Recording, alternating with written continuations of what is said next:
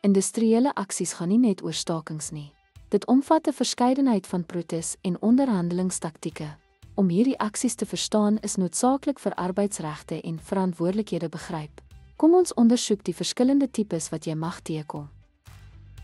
Sekondêre staking vind plaas wanneer werknemers staak ter ondersteuning van 'n ander groep wat betrokke is by 'n arbeidsgeskil. Picketvorming behels vreedsame protes, tipies naby die werkgewer se perseel en moet voldoen aan 'n picketvormingsooreenkoms of kode. Uitsluiting gebeur wanneer die werkgewer werkers verhoed om die werkplek te betree om druk op hulle te plaas om aan eise te voldoen.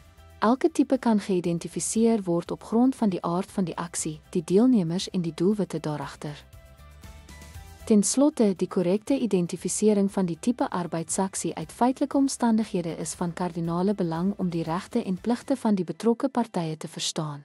Dankie dat u by ons aangesluit het.